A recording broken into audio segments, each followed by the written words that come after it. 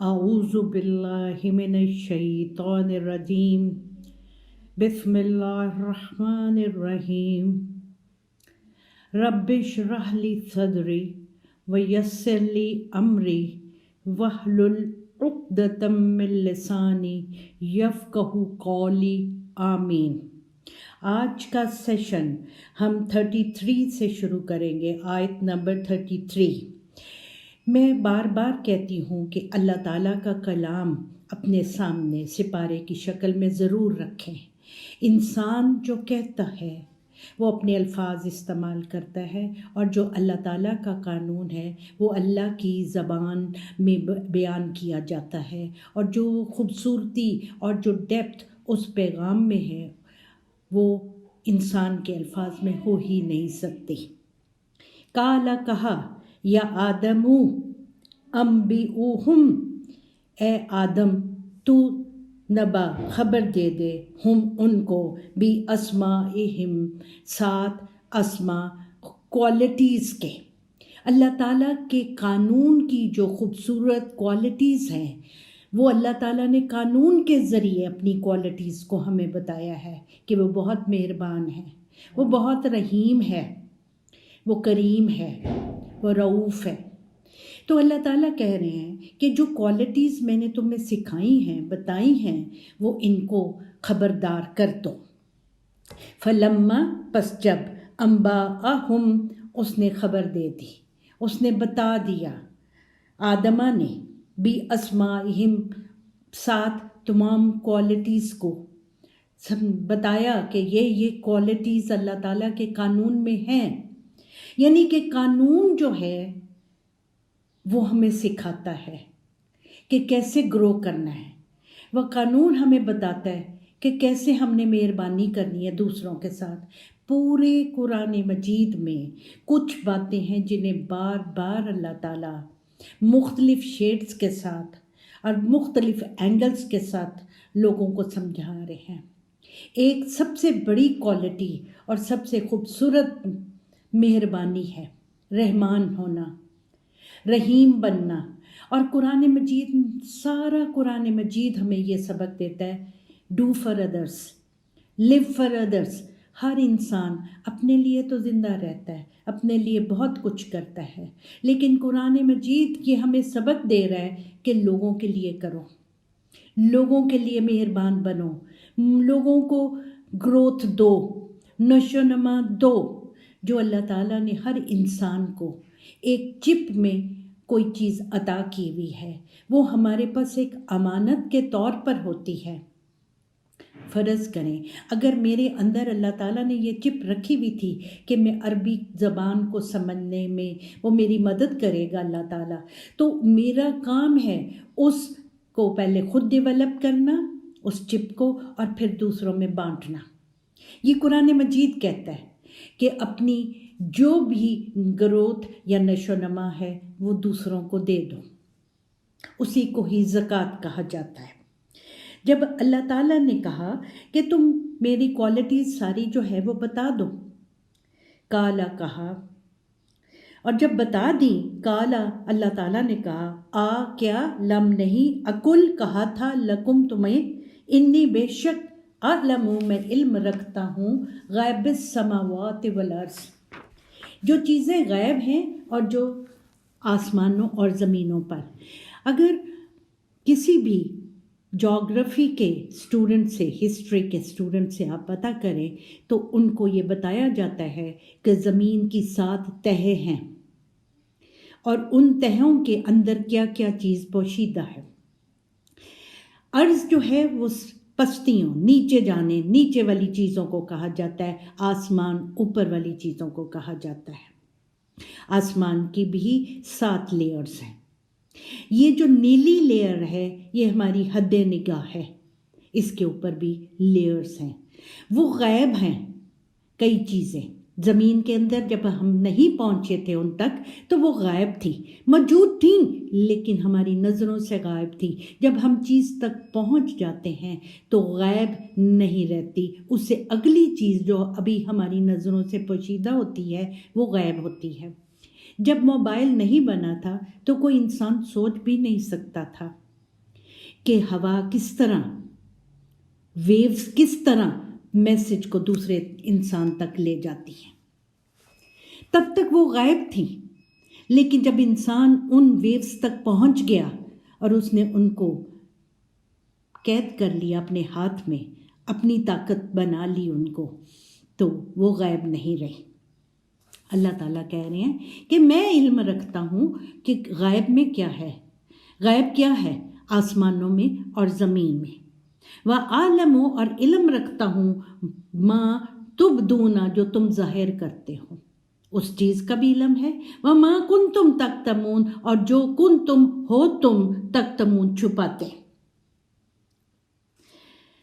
تو انسان جو ہے، اللہ تعالیٰ کہہ رہے ہیں کہ میں نے ایک ایسا قانون بنا دیا ہے، جو تمہاری باتیں تم کہتے ہو وہ بھی ریکارڈ ہو رہی ہیں، اور جو باتیں تم ظاہر نہیں کرتے، اپنے اندر چھپاتے ہو، وہ بھی میرا قانون ریکارڈ کر رہا ہے۔ یہ مت سوچو کہ اللہ تعالیٰ وہ نہیں جانتا جو باتیں تم چھپا رہے ہو۔ اللہ نے ایک ایسا قانون بنا دیا ہے جو ریکارڈنگ کر رہا ہے، تمہاری ظاہر کو بھی اور تمہارے چھپی ہوئی چیزوں کو بھی۔ 34 اور اذ قلنا جہاں کہا ہم نے للملائکتی ملائکہ سے، ان پاور سے، ان فورسز سے سجدہ کرو۔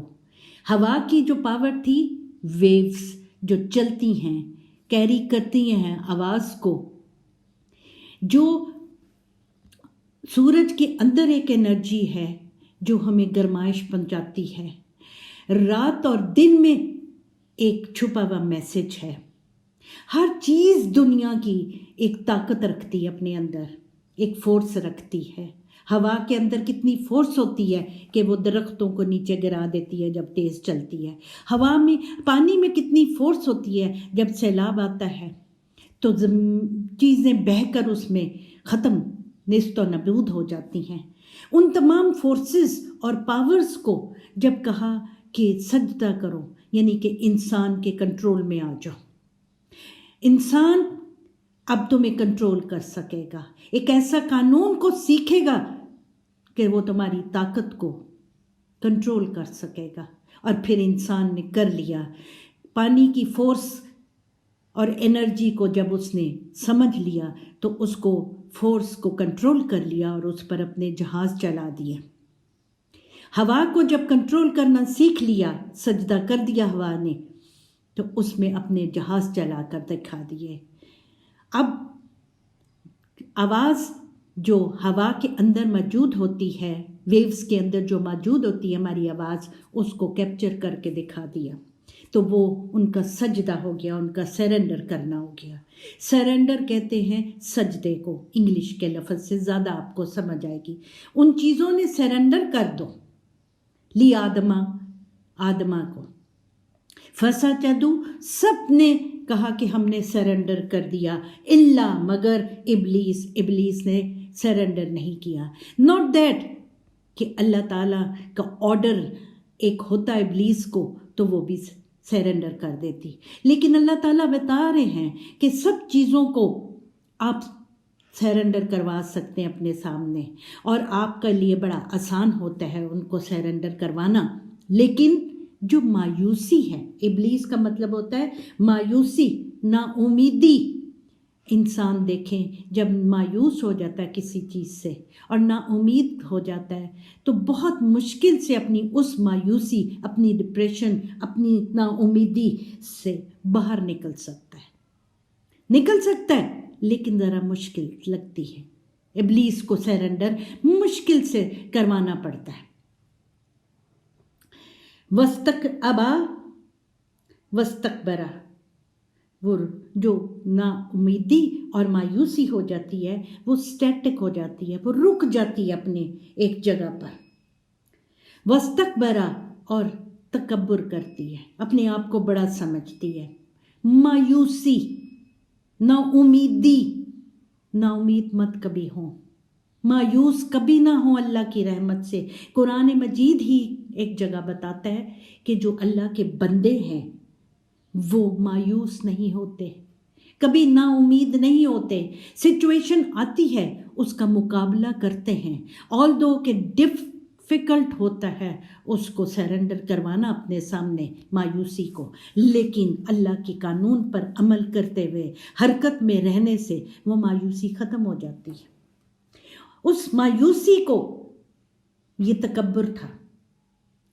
وَقَانَ مِنَ الْكَافِرِينَ، اور وہ ریجیکٹرز میں سے تھی.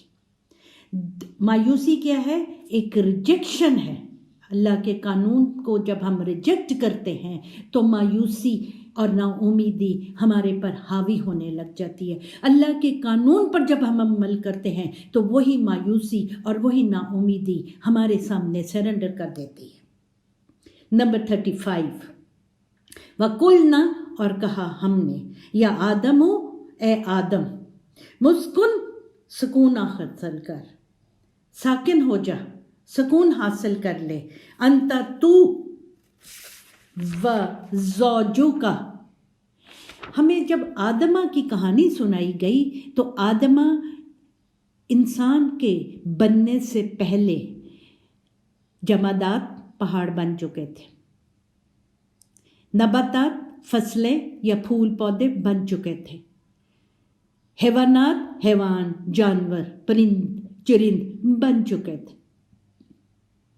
اور انسان کو جب بنایا اللہ تعالیٰ نے تو اس کو آدمہ کہا، یعنی کہ ایک ایسی مخلوق ہے جو آپس میں مل جل کر رہے گی، آپس میں میل جول رکھے گی، آپس میں خوشگواریوں کے ساتھ ایک دوسرے کے ساتھ ہیلپ کرنے کے لیے بنائی گئی تھی. آدمہ کا مطلب ہی ہوتا ہے ایسی کوالٹی کا ہونا جس میں محبت ہو، الفت ہو، آپس میں یگانگت ہو.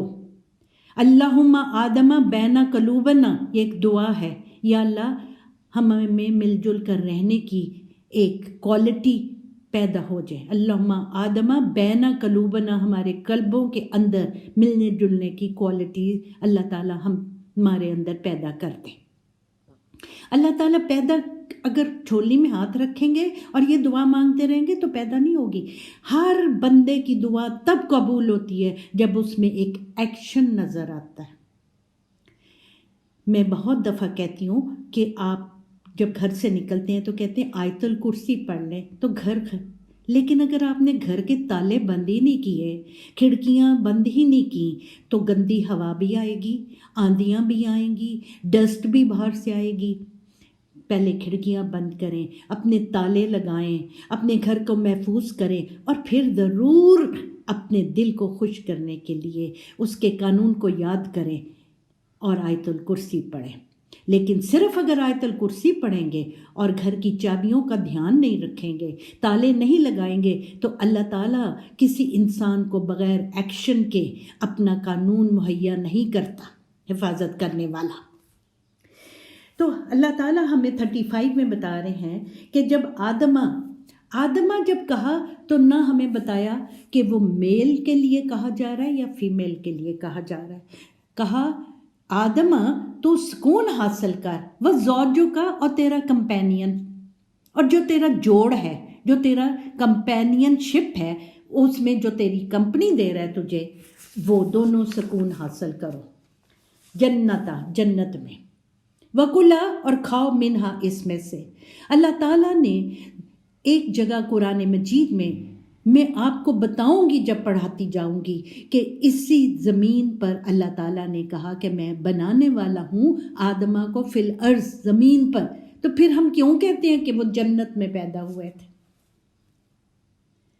جب جمادات بھی اسی دنیا میں بنے، پہاڑ نباتات ادھر ہی ہوگی، حیوانات ادھر ہی بنے، تو انسان کو جنت میں اگر یہ تیاری کر لی گئی تھی انسان کو کہ ساری انسان کو کوالٹیز باہم پہنچانے کی، سب چیزوں کا فائدہ لینے کے لیے، تو اس کو کیوں جنت میں پیدا کر دیا؟ اس کی جنت اسر اللہ تعالیٰ نے تیار کر رکھی تھی. اللہ تعالیٰ نے خوشگواریاں، کامرانیاں، کامیابیاں کے اصول سارے ادھر بنا دیے تھے. اس کے لیے ہر چیز پرووائڈ کر دی گئی تھی اور وہ اس کو جنت کہا گیا تھا. اس میں سے کھاؤ پیو، اور جنت کی زندگی کا نقشہ کیا کھینچا جا رہا ہے کہ جو تم چاہو کھاؤ پیو، وہ ایک جنتی زندگی ہے، رغدن آزادی کے ساتھ، با فراغت اور خوشگواری کے ساتھ کھاؤ پیو، ہے سوشی تما، جہاں سے تمہارا ارادہ ہے یا تمہارا جو ہے چیز کو حاصل کرنے کے لیے جہاں بھی آپ کو ریئلسٹکلی آپ کو پہنچنا ہے وہاں پہنچ جاؤ۔ یہ ایک جنتی زندگی کا تصور دیا جا رہا ہے کہ جب آپ اپنی مرضی سے جو کھانا چاہیں کھا سکیں، وہ آپ کے لیے ایک جنتی زندگی ہے، اور آزادی سے کھا سکیں، محکومی سے نہیں، وہ بھی ایک جنتی زندگی ہے۔ ولا تقربا، اور نہ تم قریب جاؤ، اور لا نہیں، تاتو قربا، قربت میں جاؤ، نزدیک جاؤ، ہاذہ شجرتا، شجر کے نزدیک مت جانا، یا شجرتا کہا گیا ہے، شجر نہیں خالی کہا گیا۔ آدمہ کہتے ہیں مل جل کے رہنے والی مخلوق کو، اور شجرہ کہتے ہیں کہ جیسے ایک درخت کی ایک ہوتا ہے تنا اور پھر مختلف شاخیں اور مختلف اس کی گروتھ اور اونچائیاں اور پھیلانا، عرض و طول اس کا۔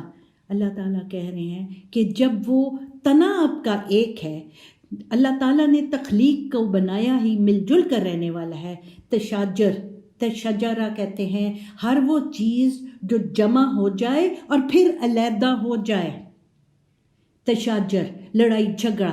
اللہ تعالیٰ نے پہلے بتایا آدمہ مل جل کر رہنے والی تخلیق، پھر اللہ کہہ رہا ہے کہ لڑائی جھگڑے میں مت پڑنا، اس درخت کی طرح مت ہو جانا کہ تنا تو ایک ہے لیکن شاخیں علیحدہ ہو جاتی ہیں، یعنی جو جمع تو ہو ایک جگہ کا ہوتا ہے تنے میں سب کچھ، لیکن جب وہ باہر نکلتا ہے تو علیحدہ علیحدہ شکل اختیار کر لیتا ہے، ان کی طرح مت ہو جانا، لڑائی جھگڑے میں مت پڑ جانا۔ شجرہ کا مطلب ہے لڑائی جھگڑا، شجرت، فتکون، پس تکون، تم ہو جاؤ گے، اگر شجرت میں چلے جاؤ گے، من الظالمین، تو اپنے اوپر ظلم کرو گے، اپنے اوپر